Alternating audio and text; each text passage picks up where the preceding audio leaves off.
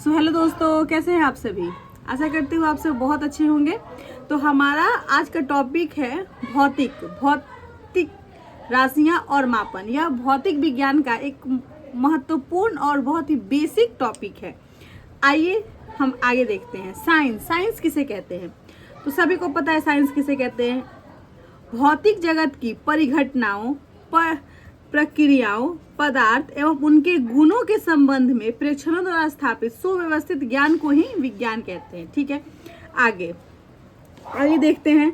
विज्ञान को मुख्यतः 3 भागों में विभाजित किया जाता है: प्राकृतिक विज्ञान, औपचारिक विज्ञान और सामाजिक विज्ञान। इतना हम लोग को डीप में नहीं जाना, हम लोग को सिर्फ प्राकृतिक विज्ञान देखना है। ठीक है, उसमें भौतिकी, रासायनिक विज्ञान और जीव विज्ञान है। ठीक है, आगे हम लोग को आज पढ़ना है भौतिक विज्ञान। आइए देखते हैं भौतिक विज्ञान। फिजिक्स किसे कहते हैं? फिजिक्स शब्द ग्रीक भाषा से लिया गया है, जिसका अर्थ है प्रकृति या प्राकृतिक चीजें। प्रकृति के मूलभूत नियमों का अध्ययन एवं विभिन्न प्राकृतिक परिघटनाओं में उनकी अभिव्यक्ति के अध्ययन को भौतिकी कहा जाता है। उदाहरण के लिए, पृथ्वी द्वारा प्रत्येक वस्तु पर गुरुत्वाकर्षण बल लगाया जाता है तथा सेब के टूटकर पृथ्वी पर गिरने की परिघटना में गुरुत्वाकर्षण बल की अभिव्यक्ति होती है। ठीक है, या फिर और भी एग्जांपल जैसे घर्षण बल। अगर हम लोग चलते हैं तो हम लोग जिसे चलते हैं उसके विपरीत दिशा में बल लगता है, उसी को कहते हैं घर्षण बल। यह भी एक भौतिक की ही एग्जाम्पल हुआ। आइए आगे देखते हैं। अध्ययन की सुविधा के लिए भौतिक को निम्नलिखित भागों में बांटा गया है: यांत्रिक, तरंगगति, प्रकाशिकी, आधुनिक भौतिक, ऊष्मा, ध्वनि, विद्युत धारा एवं विद्युत चुंबकत्व। आगे देखते हैं भौतिक राशियाँ। भौतिक राशियाँ किसे कहते हैं? किसी द्रव्य की सही स्थिति या उचित मात्रात्मक स्थिति या किसी परिघटना की सटीक व्याख्या के लिए जिन पदों का उपयोग किया जाता है उन्हें भौतिक राशि कहते हैं। भौतिक राशियाँ 2 प्रकार की होती हैं: अदिश राशि, सदिश राशि। ठीक है, आइए देखते हैं अदिश राशि। अदिश राशि आप लोग पढ़े ही होंगे कि अदिश राशि क्या है। अदिश राशि वे होते हैं जिसमें केवल परिमाण होता है, मतलब मैग्नीट्यूड होता है और ना दिशा की इसमें आवश्यकता नहीं होती है। ठीक है, इनका एग्जाम्पल हो गया जैसे द्रव्यमान, दूरी, चाल, आयतन, कार्य, शक्ति। ये सब अदिश राशि के एग्जाम्पल हैं। आइए सदिश राशि क्या है? जैसे कि हम लोग अदिश राशि में देखें कि इसमें सिर्फ केवल परिमाण होता है, लेकिन सदिश राशि में परिमाण और दिशा दोनों की आवश्यकता होती है। ठीक है, आगे देखते हैं। इससे सदिश राशि का ये कुछ एग्जाम्पल देखते हैं क्या होते हैं। तो इसमें वेग हो गया, विस्थापन हो गया, बल हो गया, संवेग हो गया, जितने भी वे इसमें दिशा हो, परिमाण हो, वो सब अदिश राशि में आते हैं। ठीक है, आगे देखते हैं मूल राशियाँ कितनी होती है? तो मूल राशियाँ 7 होती हैं।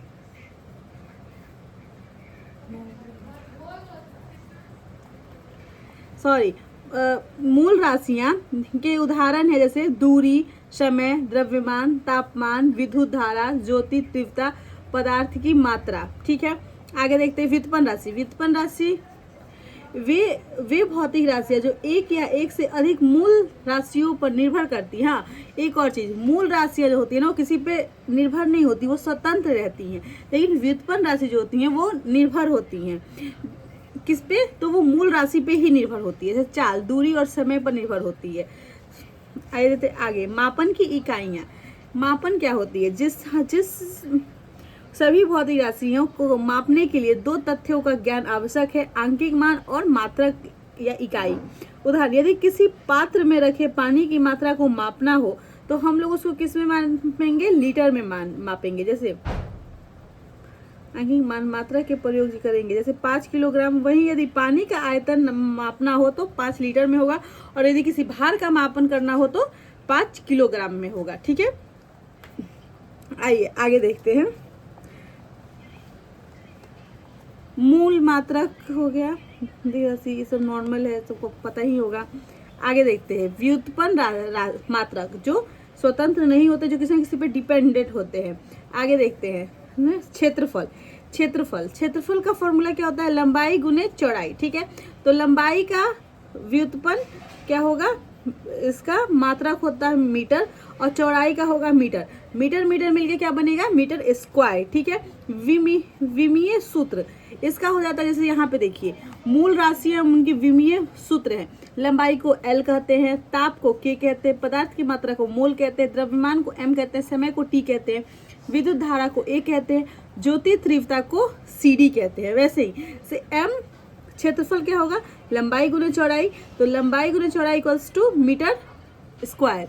मीटर स्क्वायर को ही तो यहाँ पे देखेंगे हम लोग, लंबाई का क्या होता है एल और मीटर है तो मतलब एल स्क्वायर होगा। ठीक है, ऐसे आप बना भी सकते हैं, अगर किसी का फॉर्मूला याद है उसके थ्रू आप इसको बना भी सकते हैं। जैसे आयतन, आयतन क्या होता है, लंबाई गुने चौड़ाई गुने ऊंचाई होती है, लंबाई गुने चौड़ाई होती है, क्या हो जाएगा, मीटर क्यू हो जाएगा, एल क्यू हो जाएगा। बहुत सिंपल है, बस आप फॉर्मूला याद रखेंगे।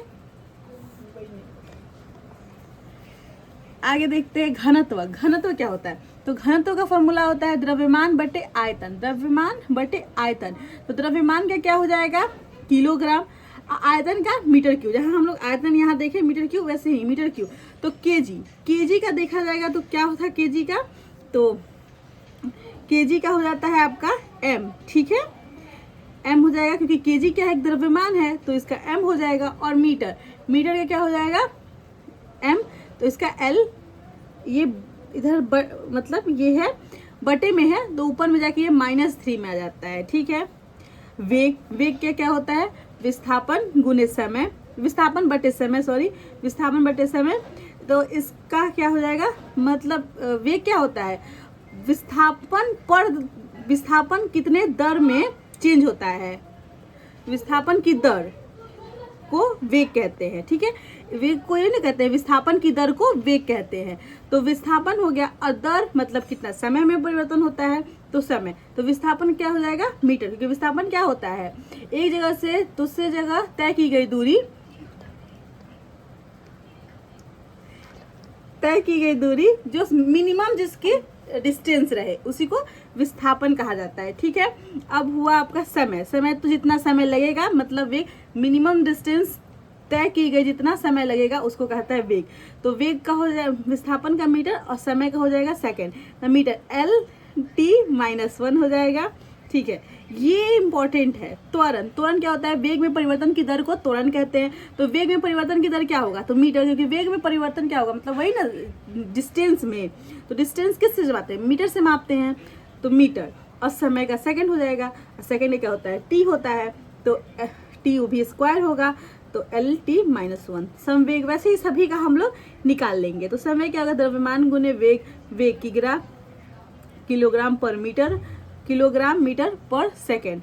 ठीक है, तो किलोग्राम पर मीटर सेकेंड क्या हो जाता है, किलो का हो जाएगा एम, मीटर का हो जाएगा एल, सेकेंड का हो जाएगा टी -1। वैसे ही बल, द्रव्यमान गुने त्वरण, एम एल टी -2, कार्य का बल गुने विस्थापन, एम एल 2 -2, शक्ति सामर्थ्य जूल पर सेकेंड, वाट, जूल पर सेकेंड वाट होगा, M L T 2, M L power 2 T -3। ठीक है, दाब का हो जाएगा न्यूटन पर meter square, M L -1 T -2। ठीक है, यहाँ तक ये हमारा खत्म हुआ। अब आगे देखते हैं 10 की घात, ये जैसे बहुत ही जरूरी इंपॉर्टेंट हो जाता है। ठीक है, जब कोई भौतिक मान बहुत छोटा या बहुत बड़ा होता है तो इसकी गणना की सुविधा के लिए हम 10 के मानों में इसको व्यक्त करते हैं। जैसे यहाँ से देखते हैं, इसको नीचे से पढ़ा जाता है, जैसे deci, centi, milli, micro, nano, pico, femto, auto. ठीक है, तो deci 10⁻⁻1, centi 10⁻⁻2, milli 10⁻⁻3, micro 10⁻⁻6, nano 10⁻⁻9, pico 10⁻⁻12, femto 10⁻⁻15, auto atto 10⁻⁻18। ठीक है, आगे देखते हैं। अब ये हो गया निम्न, लोअर प्रीफिक्स, तो इसको माइनस में जो भी लगता है ना उसका बहुत ही कम वैल्यू होता है, लेकिन वहीं पे अगर माइनस हटा दिया जाए तो उसका वैल्यू बहुत हो जाएगा, तो इसी को कहते हैं हायर प्रीफिक्स। जैसे exa, peta, tera, giga, mega, kilo, hecto, Deka.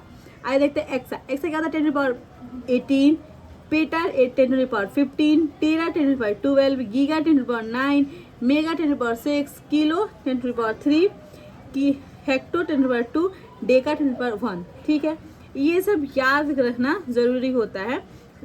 आइए आगे देखते हैं।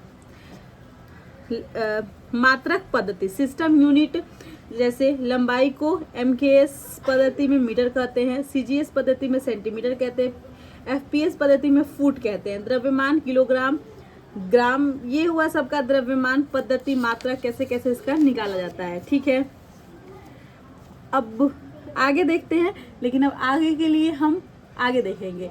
Thank you watching my video, और हमारे वीडियो को लाइक करें और सब्सक्राइब करें और शेयर करें। Thank you.